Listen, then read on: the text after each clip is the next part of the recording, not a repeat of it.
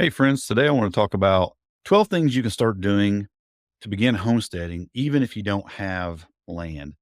I come across a lot of folks who want to start homesteading. Their dream is to one day have this big homestead out in the country doing all the things. But what I always tell them is that you can start right where you're at. There are 12 things, at least, there's many more things. I'll talk about 12 things today that you can start doing right now, no matter where you're at. Even if you don't have any land, there are things you can do. And I think probably the most underrated skill for homesteaders is cooking from scratch. And that's something you can do right now. If you have a kitchen, you can do that. If you live in an apartment, you live at your parents' house, you live wherever, if you have a kitchen, you can start learning to cook from scratch. I just think that is probably the most underrated. Everybody thinks about gardening and raising animals and doing all the things, but none of that does you any good if you don't know how to prepare it to eat it. And cooking from scratch is the skill you can start working on today.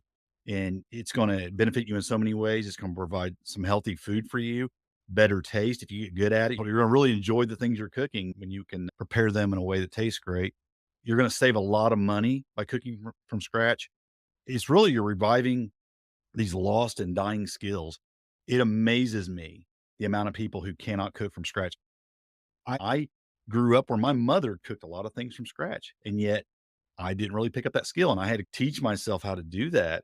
Me and my wife both kinda had to learn how to cook from scratch on a lot of things because we were just when we first got married 30 something years ago, we were just opening up cans and opening up boxes and buying stuff from the grocery store and bringing it home, cooking it. We had to learn how to take those raw ingredients and make things. So it's definitely I feel like a lost and dying skill that needs to be revived. It's worth learning for that. And it supports ethical choices too. If you don't like the fact that all these fields are being sprayed with things, all these animals are being given hormones and whatnot, and all these things that you don't necessarily approve of, or they're not being raised in a way that you don't approve of, and these CAFOs and stuff, you can make the choices on buying the products that are ethically grown or ethically raised and cook it from scratch, where you don't have that choice when you're buying things that are processed. And ultimately, it just promotes a lot less waste as well. When we started cooking from scratch, all these packages that things come in, everything just goes away. I can remember a time when we were taking out 1 to 2 bags of trash a day in this house with 3 kids in the house, but we were just taking out lots of trash bags full of trash, just cans and boxes and bags and just lots of plastic and everything.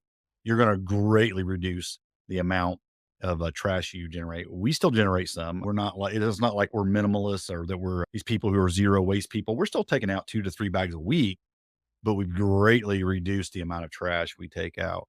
Another thing you can start doing right now to start homesteading, no matter where you're at without land, is learning how to can and preserve things. You don't have to grow it or raise it to can it and preserve it.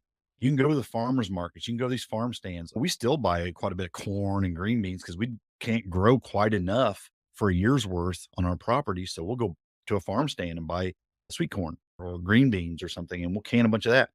Go to the farmer's market and buy the things you're not growing. But if you're not growing anything, you can buy it all that way. And in most cases, it's cheaper. You can buy sweet corn super cheap and green beans a lot of times at farm stands and even the farmer's market. So, yeah, you can learn how to water bath can. You can learn how to pressure can. You can get these skills under your belt no matter where you're at. And they'll benefit you right where you're at. It's not like you're just learning them for future use. You're learning them now and you're benefiting from them now. If you can preserve your stuff the way you want, the ingredient list on stuff you're preserving at home is a lot less than the ingredient list on a can of something you're going to buy that's processed at the grocery store. So canning it, learning how to can and preserve, that's a big skill for homesteading that you can start doing right where you're at right now without any land. You can learn how to ferment foods, make your own sauerkraut. That's super simple to start with. I've got some right here on the shelf, right here behind me, bubbling right now. Learn how to make kombucha, kefirs, all kinds of things.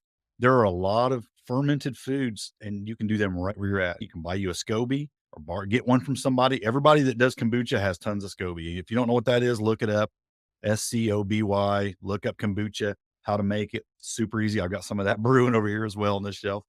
Start fermenting things wherever you're at. You don't need to grow anything to do that. You can just buy the stuff and do it. And super healthy for your gut. Doesn't take up a lot of space really. You don't have to have like big old fancy expensive fermenting crocks. I do a lot of it in just mason jars. I'll buy those fermenting. You can buy the fermenting lids that have the here, let me get one. this sauerkraut, and you can get the fermenting lids that have the thing you put water in here on the top, and they just let the air out, and it'll be screw those on and fill that up with water, and yeah, it does its thing, and that's a good way. You do it in mason jars. I have a big crock right there. You'll probably see it in the video, and I will do big batches of things in that sometimes. But honestly, it's quicker, easier, and takes up less space. Just do it in a mason jar a lot of times. So I'll do a lot of stuff in just mason jars like that. So fermenting is another great thing you can do to start homesteading right where you're at. You can do container gardening, sprouting, microgreens, things like that. You can grow a lot of food. I can grow more microgreens in my kitchen. And when I have a little shelf right in front of a window, I'll throw 2 or 3 trays of microgreens going on that. As I throw away some because I don't even eat them all sometimes. I'm adding them to salads, to burgers, side garnishes on my plates for dinner. Real easy to grow. Real easy to grow. Sprouting, you can do that in a mason jar up in a kitchen window or something in a kitchen. Grow things in pots. You can do container gardening. You can set it on a front porch or on a windowsill. You can take up whatever space you do have, a balcony, whatever. You can grow a few things. You can put it under a grow light and grow it that way indoors. There's really no limits to that. You can get as crazy with it as you want. I would say it is a little bit more work. You have to be a little more careful about the watering and things like that, but it's not impossible to grow some food yourself with 0 land using container gardening. So between microgreen sprouting and container gardening, it's amazing what you can do. You can even take that a step further and go into like aquaponics and things, and you can do a lot. Something else you can start doing to start homesteading right where you're at is composting. You can compost. There's a method called trash can composting where you can just set up 3 trash cans and rotate it through and do it that way. You can do vermicomposting, which is composting with worms. Technically not composting, you're creating worm castings through food scraps, but it's a great way to produce a useful product that you can use in your container gardens, uh, and have those worm castings, and get rid of your food waste. But again, you don't need a lot of space to do some composting. You can put things in trash cans and set them on a porch or on a back deck if you don't have a lot of land or any land. You don't need land to do it. It's easier with a little bit of land, and you got to be really more careful about the smell, things like that. But doing worm composting, it doesn't cost, and it doesn't take up any space, and doesn't really cost anything. Once you establish your system, you can get a few Rubbermaid totes, and you can set up a system like that. You can buy a pre-made product and do it that way. It's really not hard. Composting is something you absolutely can do without any land.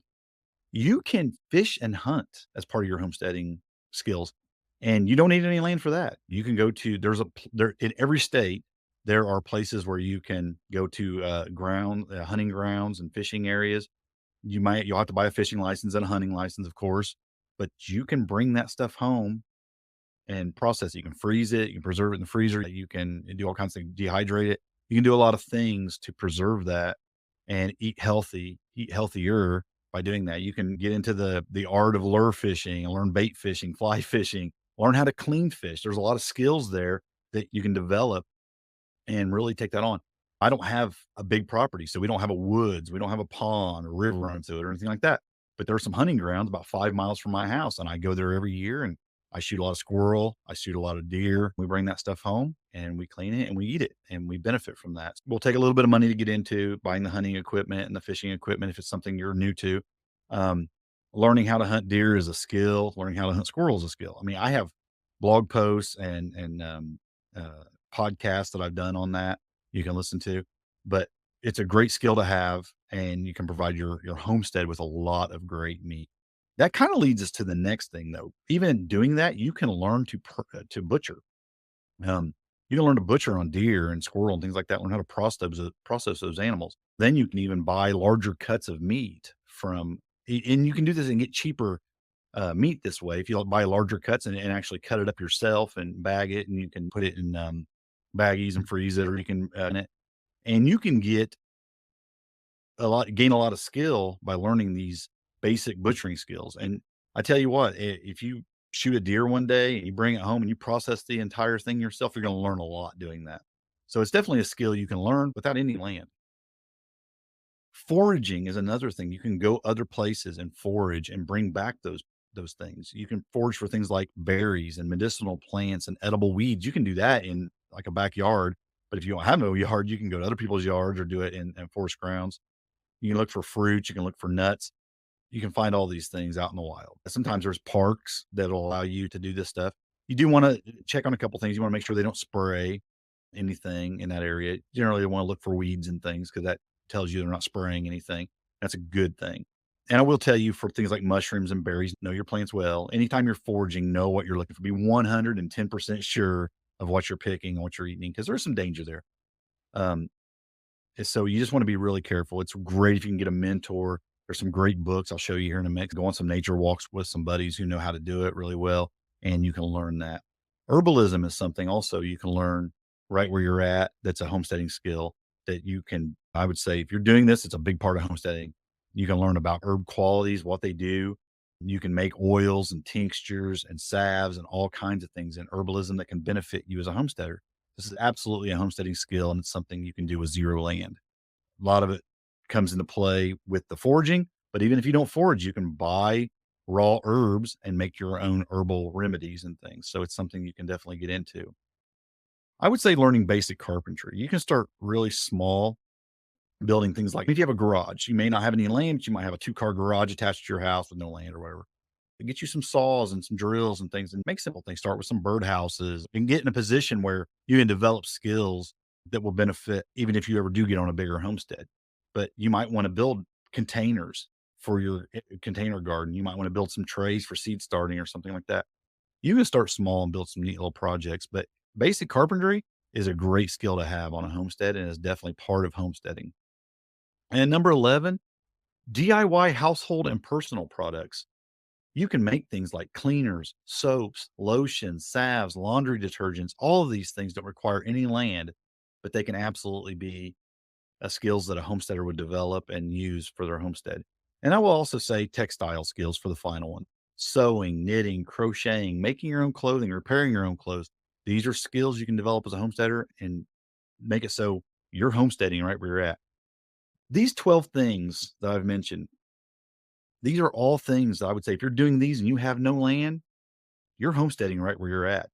And most people just don't think about that. They think you have to garden, you have to be raising some animals. But I will tell you, if you're doing these 12 things or even a couple less things than these 12, you're homesteading right where you are. And it requires no land and not a lot of room. You can do all this stuff in a house, maybe a garage. It's amazing that people overlook so many of these things and just think about being in the country, being on a large piece of land, and homesteading. Now, ultimately, that's the dream. It's what we all want, right? But there's no reason to not get started right where you're at. Don't wait. Get started. Let me close here by recommending just a couple books. If you're wanting to learn fermentation, The Art of Fermentation by Sandor Katz, really good book on fermentation. He has a couple books. There's one that's a little bit more practical. This one's kind of the science behind it. That'll get you started. Nourishing Traditions by Sally Fallon is a great book for getting started learning how to cook from scratch and some of the benefits of that. Is a beefy book, but that is one that I feel like every homesteader should have on their shelf. Even if you don't agree with everything that Sally Fallon teaches. We were talking about foraging. Again, the best and safest way is to learn from a mentor, somebody who's doing it, but also pick up a book like The Forager's Harvest. This is a great book by Samuel Thayer. I've only had this book for a few months. I love it. When I go to the woods, I'm doing some foraging. I take this book with me and I'm looking up stuff. And it's just a great book to have, especially where I live in the Midwest. It really covers a lot. If you're going to get into some herbal remedies, this is a great beginner's book, The Herbal Medicine Maker's Handbook. This one right here it's dealing with the really basic things: dandelion, plantain, some simple herbs that are really safe to work with and you really can't mess up no matter what you do. There's a ton of other books I could recommend. These are some great places to start and getting some good, decent books. I'll drop links for these books in the description. I'll also add a few links to some things I mentioned that I've done on podcasts or blog posts if you want to do some further study or some other recommended products. But yeah, I think that by embracing a few things like this, no matter where you are, and just commit yourself to learning and striving for some self-sufficiency, whether you're in a rural area or a city apartment, I think these skills can just benefit you greatly and they can help you be more sustainable. They can help you just feel more fulfilled, and they will give you some definite first steps in getting started homesteading. So I hope that helps. If you've got any ideas on some other skills that you think are super valuable to develop as a homesteader, that require no land, drop them in the comments. I'd love to hear what you have to say about it. I know there's probably a few more, but these are some great places to start. Hey, thanks for watching. Don't forget to subscribe and like this video.